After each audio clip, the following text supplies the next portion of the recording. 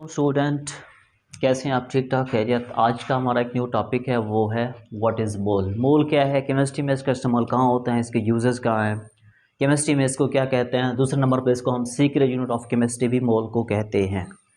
तो सबसे पहले हम आते हैं, इससे पहले हमने जो पिछला टॉपिक था उसके बारे में डिस्कस किया था। आज हम पढ़ते हैं ज़रा मोल के बारे में। मोल क्या है, इसकी डेफिनेशन और एग्जांपल्स वगैरह, हम रिएक्शन में जो है वो मोल्स को कहाँ कहाँ पे इस्तेमाल करते हैं। तो सबसे पहले हमारे पास क्या है, मोल। मोल की डेफिनेशन कुछ इस तरह से है, कहता है कि जी मोल जो है द नंबर ऑफ सब्सटेंस, कि जो नंबर ऑफ सब्सटेंस है किस में पाए जाते हैं, दैट कंटेन 6.02 इंटू 10⁻23, जिसमें क्या है 6 पॉइंट क्या है, ये वैल्यू जो है अगर इसमें पाई जाती है पार्टिकल्स में तो हम उसको कहते हैं मोल। दोबारा पढ़ते हैं कि the number of substance that contains 6.02 into 10⁻23 particles, ऐसे सब्सटेंस जिसके अंदर क्या हूँ 6.02 इंटू 10⁻23 पार्टिकल्स हों, उसको क्या कहते हैं, मोल। पार्टिकल्स जो हैं वो तीन चीज़ों पर मुश्तमिल होते हैं, जैसा कि फर्स्ट ऑफ ऑल हमारे पास एटम्स हैं। ये पार्टिकल जो हैं ये एटम्स पर भी मुश्तमिल होते हैं। यही पार्टिकल जो हैं ये आयंस पर भी मुश्तमिल होते हैं। यही पार्टिकल जो हैं ये मॉलिक्यूल्स पर भी मुश्तमिल होते हैं। क्या कहा मैंने, दोबारा आपको बताता हूँ कि जिसके अंदर 6.02 मल्टीप्लाई 10⁻23 पार्टिकल्स मौजूद हों उसको हम कहते हैं मोल। ठीक है, पार्टिकल्स जो हैं ये तीन चीज़ों पर मुश्तमिल हो सकते हैं। May be first of all atoms पर भी मुश्तमिल हो सकते हैं, आयंस पर भी मुश्तमिल हो सकते हैं, इसी तरह मॉलिक्यूल्स पर भी पार्टिकल जो है वो मुश्तमिल हो सकते हैं। ठीक है फ़र्ज़ करें हमारे पास जो है वो 1 डज़न बनानाज है। फ़र्ज़ करें, एग्जांपल दे रहा हूँ आपको हमारी फर्स्ट एग्जांपल है, जैसे कहता है कि हमारे पास क्या है 1 डज़न जो है वो बनानाज हैं। 1 डज़न बनाना जो है वो किसके इक्वल होंगे, 12 पार्टिकल्स के इक्वल होंगे। तो ये 12 पार्टिकल्स के इक्वल हैं। इसी तरह हमारे पास फ़र्ज़ कर लें हमारे पास कोई 1 डज़न जो है वो फ़र्ज़ करें हमारे पास एप्पल हैं, ये एप्पल हैं, तो ये किसके इक्वल होंगे, ये भी 12 पार्टिकल्स के इक्वल ही होंगे।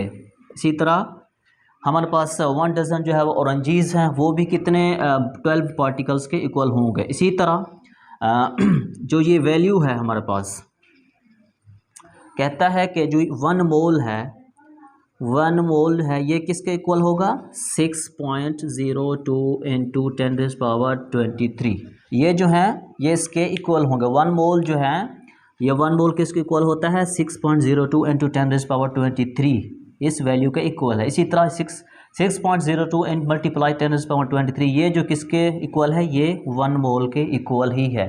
तो हम कह सकते हैं कि कोई चीज़ जो एक डज़न जैसा कि बनाना हमारे पास है, उसमें कितने हैं पार्टिकल्स, 12 पार्टिकल्स मौजूद हैं। इसी तरह हमारे पास फॉर एग्जांपल 1 डज़न जो है वो एप्पल्स हैं, वो भी कितने पार्टिकल्स पर मुश्तमिल है, वो 12 पार्टिकल्स पर मुश्तमिल है। इसी तरह हमारे पास 1 जो मोल है वो किसके इक्वल होगा, 6.02 मल्टीप्लाई 10⁻23, ये वैल्यू जो है इसको हम एवोगैड्रोस नंबर कहते हैं। एवोगैड्रोस नंबर एक साइंटिस्ट था जो इटालियन था, उसने ये नंबर दिया था किसी चीज़ को, किसी सब्सटेंस की जो मेजरमेंट्स है रिएक्टेंट में और उनकी क्वांटिटी को मेजरमेंट करने के लिए उसने ये नंबर दिया था। वैसे देखने में तो ये नंबर बहुत छोटा है, लेकिन इसके बारे में आपको बताते हैं कि ये कितनी बड़ी मिकदार है और इसको कैसे काउंट करते हैं। इसी तरह फ़र्ज़ करें हमारे पास जो है आप फ़र्ज़ करें आप किसी भी सब्सटेंस की इतनी सी मिकदार लेते हैं, किसी भी सब्सटेंस की इतनी सी मिकदार लेते हैं। वो मिकदार कौन सी है, 6.02 मल्टीप्लाई 10⁻23, इतनी सी मिकदार लेते हैं। तो ये मिकदार जो है ये सिर्फ 1 मोल के बराबर है। फॉर एग्ज़ाम्पल आप ले रहे हैं, ये मेरे पास जो कलम है, मार्कर है, आप जो हैं ये इतने जो हैं ये पार्टिकल, ये हमारे पास क्या है, पार्टिकल हैं, आप इतने जो हैं वो मार्कर पार्टिकल्स ले रहे हैं, तो ये मार्कर इतने से वो किसके इक्वल होंगे, वो सिर्फ 1 मोल के इक्वल बराबर होते हैं। इसी तरह फ़र्ज़ करें हमारे पास 6.02 इतने जो हैं वो सेब है, हमारे पास इतने क्या हैं, सेब हैं। फ़र्ज़ करें हमारे पास 6.02 इंटू मल्टीप्लाई 10⁻23 इतने सेब हैं, या फिर फ़र्ज़ करें हमारे पास इतने जो हैं वो बनानाज हैं, वो किसके इक्वल होंगे, 1 मोल के इक्वल है। तो इसी तरह हम कह सकते हैं कि 1 डज़न जो बनानास हैं वो 12 पार्टिकल्स के इक्वल हैं। जो 12 पार्टिकल्स हैं ये इक्वल हो सकता है किसके, 6.02 मल्टीप्लाई 10⁻23, और ये जो वैल्यू किसके इक्वल है, ये सिर्फ 1 मोल के इक्वल है। तो हम कह सकते हैं ये किसके इक्वल है, 1 मोल के इक्वल ही है। तो इसी तरह हमने नेक्स्ट कहा, आगे कहा कि 1 एप्पल, उसमें 12 पार्टिकल्स हैं, वो ये किसके इक्वल हैं, ये भी 1 मोल्स के इक्वल हैं। 1 मोल जो है वो 6.02 एंड मल्टीप्लाई 10⁻23 के इक्वल ही होता है। नेक्स्ट चलते हैं, इस ये जो हमारे पास वैल्यू है 6.02, इसको हम कहते हैं एवोगैड्रोस नंबर। एवोगैड्रोस नंबर ने एवोगैड्रो एक साइंटिस्ट था जिसने हमें ये वैल्यू दी थी किसी भी चीज़ की कैलकुलेशन को आसान बनाने के लिए। जो बड़ी बड़ी चीज़ें होती हैं उनकी कैलकुलेशन के लिए उसने ये हमें जो है वो नंबर दिया था कि इसके ज़रिए से हम उनकी जो है वो कैलकुलेशन को मालूम कर सकते हैं जल्दी से। तो देखने में तो ये वैल्यू बहुत सी छोटी है, ठीक है स्टूडेंट, देखने में ये वैल्यू जो है वो बहुत छोटी है, लेकिन मैं आपको बता दूं कि ये इतनी छोटी वैल्यू नहीं है जितना आप समझ रहे हैं। ये वैल्यू इतनी बड़ी है, यही 6.02 मल्टीप्लाई 10⁻23। ये MCQs में भी इसका क्वेश्चन आता है, पूछ सकता है कि जी जो 1 मोल है वो किसके इक्वल हो सकता है। आप लिख सकते हैं कि 1 मोल जो है वो 6.02 मल्टीप्लाई 10⁻23 ये पार्टिकल्स के इक्वल हो सकता है। तो इसलिए इसकी रिप्रेजेंटेशन भी पूछ सकता है कि इसको एवोगैड्रोस नंबर को जो है वो कैसे शो करते हैं। तो आप लिख सकते हैं कि एवोगैड्रोस नंबर को जो Na से रिप्रेजेंट करते हैं एवोगैड्रोस नंबर। इसी तरह हमने पीछे पढ़ा था एटॉमिक मास को कैसे शो करते हैं, कैपिटल G से शो करते हैं, ये सिंबल आपसे पूछ सकता है। इसी तरह एटॉमिक नंबर को जो है वो कैपिटल A से हम रिप्रेजेंट करते हैं, तो ये आपको याद होने चाहिए। अब बात कर रहे थे हम इस वैल्यू की, ये वैल्यू कितनी बड़ी है। देखने में तो ये बहुत छोटी है लेकिन ये बहुत वैल्यू बड़ी है। इसकी ये एक आम सी एग्जांपल है, जैसे मैं आपको बता दूं, फ़र्ज़ करें हमारे पास एप्पल्स हैं या फिर स्ट्रॉबेरी की एग्जांपल ले लेते हैं। हमारे पास स्ट्रॉबेरीज़ हैं, हम उसको लेंथ की फॉर्म में जोड़ते जाएं ऐसे। फॉर एग्ज़ाम्पल हम ये ज़मीन पर अर्थ पर जोड़ रहे हैं, हमारे पास ये क्या है, हमारे पास स्ट्रॉबेरीज़ है, हमने उनको जोड़ दिया इस पूरी रोए ज़मीन पर। जब हम इसको जोड़ देंगे, ये जो वैल्यू है, अब इसकी हम कैलकुलेशन कर रहे हैं, फ़र्ज़ कर रहे हैं हम, मैं आपको एग्जांपल दे रहा हूँ। जैसा कि अब हमने अपना काम जो है वो शुरू कर दिया, अब हम यहाँ से चलना हमने शुरू कर दिया है। वो एक अलग बात है कि ये स्पीड पर डिपेंड करता है कि हम कितने दिनों में ये चक्कर मुकम्मल करते हैं अर्थ का, वो एक अलग चीज़ है, वो स्पीड पर डिपेंड करता है। मैं आपको बता रहा हूँ कि अगर हमने एक चक्कर मुकम्मल कर लिया अर्थ का, तब भी ये वैल्यू मुकम्मल नहीं होती, वैल्यू ख़त्म नहीं होगी। इसकी ये इतनी बड़ी मिकदार है, क्वांटिटी है। हमने दूसरा चक्कर लगाना भी शुरू कर दिया है तब भी ये वैल्यूज़ ख़त्म नहीं होगी, ये वैल्यूज़ तब भी ये ख़त्म नहीं होगी। इस तरह हम तीसरा चक्कर मुकम्मल करना स्टार्ट करेंगे, तब ये वैल्यूज़ जो है वो ख़त्म हो जाएगी। ये इतनी बड़ी मिकदार है, तब इसकी जो है वो जो मतलब काउंटेशन है वो तब जाकर ख़त्म हो गई, ये इतनी बड़ी मिकदार है। इसी तरह हम कह सकते हैं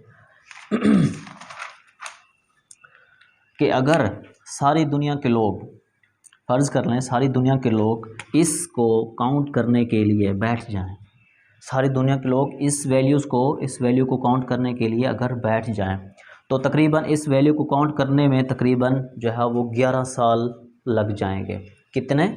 इस वैल्यू को काउंट करने के लिए अगर ये सारी दुनिया के लोग बैठ जाएं कैलकुलेशन के लिए, तो इस वैल्यू को काउंट करने के लिए हमें कितने साल लग जाएंगे?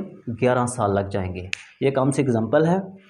नेक्स्ट है हमारे पास कि मोल का इस्तेमाल जो है वो कहाँ कहाँ पे होता है। ये तो थी मोल्स के बारे में हमने पढ़ा, डेफिनेशन और थोड़ा सा उसकी एक्सप्लेनेशन। अब हम पढ़ रहे हैं कि मोल्स जो है इसका यूजेस, कहाँ कहाँ इसका यूज़ होता है, यूजेस ऑफ मोल, कि जी मोल्स को हम कहाँ कहाँ जो है वो इस्तेमाल करते हैं, इसका इस्तेमाल कहाँ कहाँ होता है। फ़र्स्ट ऑफ़ ऑल जो है सबसे पहले हमारे पास क्या है, केमिस्ट्री में रिएक्टेंट की जो रिएक्टेंट में जो क्वांटिटी की मेजरमेंट है, क्या कहा मैंने, केमिस्ट्री में जो रिएक्टेंट होते हैं उनकी जो क्वांटिटी है, रिएक्टेंट की क्वांटिटी को, केमिस्ट्री में ज़्यादातर होते ही रिएक्शन है, तो उनकी क्वांटिटी जो होगी, जो भी क्वांटिटी होगी उसकी मेजरमेंट को उस क्वांटिटी को मेजरमेंट करने के लिए हम जो है वो मोल का यूज़ करते हैं। फॉर एग्जांपल कहता है हमारे पास जो है वो H2O है। H2O हमारे पास कितने के बराबर है? ये 12 ग्राम्स के बराबर है, ठीक है। तो ये H2O हमारे पास क्या है? 12 ग्राम के बराबर है। ये 12 ग्राम जो है ये सिर्फ 1 मोल के बराबर है। ठीक है, ये जो H2 है इसमें हम यहाँ पर लिख सकते हैं 12 AMU एटॉमिक मास यूनिट। तो H2O का एटॉमिक मास 12 ग्राम, तो ये 12 ग्राम जो है ये 1 मोल के बराबर ही है। इसी तरह हमारे पास एक और एग्जांपल है, वो है सोडियम क्लोराइड की NaCl। हमारे पास क्या है NaCl, इसमें जो है वो 58 ग्राम्स होते हैं, 58 ग्राम। तो ये 58 ग्राम्स जो है ये भी किसके इक्वल है, सिर्फ 1 मोल के इक्वल ही है। इसी तरह हमारे पास क्या है और है H2SO4। H2SO4 जो इसमें तकरीबन जो है वो 98 ग्राम होते हैं H2SO4 में। इसमें 18 H2SO4 इसमें तकरीबन जो है वो 98 AMU होते हैं, 98 एटॉमिक मास, जिसका एटॉमिक मास यूनिट क्या है AMU 98 ग्राम। ये भी सिर्फ 1 मोल के इक्वल ही होगी स्टूडेंट। तो ये बात हमारी क्लियर हो गई यहाँ तक। नेक्स्ट हम करते हैं ज़रा न्यूमेरिकल। फ़र्ज़ करें हमारे पास जो है फर्स्ट न्यूमेरिकल है मोल का। फ़र्ज़ करें हमारे पास क्या है 12 ग्राम जो है वो H2O है। ये हमें गिवन है, दिया गया है 12 ग्राम H2, ये हमें क्या है, ये गिवन दिया गया है। H2 इसमें कितना हो 18 AMU एटॉमिक मास यूनिट, इसको लिख सकते हैं यहाँ पर। नेक्स्ट है हमारे पास, हमने इसमें ये जानने की कोशिश करेंगे 12 ग्राम H2O इसमें कितने नंबर ऑफ मोल्स हैं। How many number of moles present in 12 grams H2O, किसमें कितने नंबर ऑफ मोल्स हैं, हम ये जानने की कोशिश करेंगे। इसमें नंबर ऑफ मोल्स कितने हमें नहीं पता, ये हम नंबर ऑफ मोल्स यहाँ पर काउंट करेंगे इस न्यूमेरिकल में। क्या कहा मैंने, फर्स्ट हमारे पास जो न्यूमेरिकल वो है हमारे पास 12 ग्राम हमारे पास H2O है, ये हमें गिवन है, दिया गया है। हमने मालूम क्या करना है, नंबर ऑफ मोल्स मालूम करने हैं। तो इसके लिए हम सबसे पहले क्या लिखेंगे, यहाँ पर लिखेंगे नंबर ऑफ मोल्स जो हमने मालूम करने हैं। फिर लिखना है गिवन मास जो हमें दिया गया है। उसके बाद हमने नीचे लिखना है मोलर मास। ठीक है, नंबर ऑफ मोल्स तो है वो हमने मालूम करना है, हमें नहीं पता। जो गिवन मास है वो कितना है 12 ग्राम, हम यहाँ पर लिख सकते हैं कितना 12, ये हमारा गिवन मास है। उसके बाद हम नीचे लिखेंगे, हमने ये जो है वो मालूम करना है, हमें नहीं पता कि ये नंबर ऑफ मोल्स इसमें कितने, अब हम मालूम कर रहे हैं। तो इसी तरह हमारे पास जो मोलर मास है वो कितना है 18, इसमें ये जो मोलर मास है एटॉमिक मास यूनिट वो कितना है 18 AMU। हम नंबर ऑफ मोल्स जो है इसमें मालूम कर रहे हैं, ये हमारा फर्स्ट न्यूमेरिकल है। अब हम इसको ज़रा जो है वो डिवाइड करते हैं 12 और 18 को, ये हमारे पास आंसर आता है 2/3। ठीक है, मेरे पास आंसर आ जाता है 2/3। अब हम इसको जो है वो नंबर ऑफ मोल्स इसमें निकालेंगे। तो यहाँ पर लिख सकते हैं, क्योंकि ये वैल्यू छोटी है तो यहाँ पर 0 देकर अशारिया आ जाएगा, तो यहाँ पर सिफर आ जाएगी। तो यहाँ पर 6 को 3 पे अगर मल्टीप्लाई करें तो हमारे पास 18 आता है। इसी तरह फिर जो है वो 2 बच जाएंगे हमारे पास नीचे। इसी तरह ये काम चलता रहेगा, हम फिर जो है वो यहाँ पर 0 लगाएंगे और फिर 6 पर उसको जो है वो हम 6 और 3 को मल्टीप्लाई करेंगे तो हमारे पास फिर 18 आता है, फिर 2 बच जाएंगे। तो इसी तरह ये जो है वो ख़त्म नहीं होगा। इसी तरह मैं दोबारा लिखता हूँ कि यहाँ पर 0 आ जाएगा, फिर अगर 6 पे करें तो यहाँ पर फिर भी 18 आ जाएगा, फिर 2 बच जाते हैं। तो इसी तरह ये नॉन स्टॉप है, ये काम चलता रहेगा। तो हमने इसका जो आंसर है वो लिखना है कि जी इसमें जो नंबर ऑफ़ मोल्स हैं वो कितने हैं 0.67।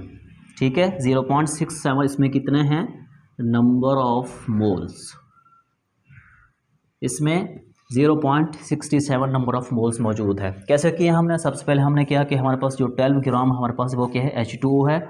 इसमें इसका जो एटॉमिक मास यूनिट है वो कितना है H2O का 18 है। जो गिवन है वो हमारे पास 12 ग्राम है। इसमें हमने मालूम क्या करना है, नंबर ऑफ़ मोल्स जो है वो हमने मालूम करना है। तो हमने फार्मूला लिखा, नंबर ऑफ़ मोल्स किसके इक्वल होता है गिवन मास के ओवर मोलर मास के। नंबर ऑफ़ मोल्स हमने मालूम करने थे, तो गिवन मास हमारे पास क्या है 12 है, मोलर मास कितना था हमारे पास 18 AMU था। तो हमने इन दोनों को आपस में जो है वो डिवाइड किया, हमारे पास आंसर आया 2/3। हमने 2/3 को फिर जो है वो तकसीम किया, वो हमारे पास आंसर आया 0.67 नंबर ऑफ मोल्स जो हैं वो किसके हैं, H2O के। ये 0.67 ये नंबर ऑफ मोल्स हैं। तो ये था हमारा आज का टॉपिक, मोल्स और उसकी डेफिनेशन, उसके यूजेस, उसकी एक्सप्लेनेशन और उसका जो है ये था न्यूमेरिकल। इंशाल्लाह चलते हैं एक नेक्स्ट और न्यू वीडियोस के साथ। अल्लाह हाफिज़।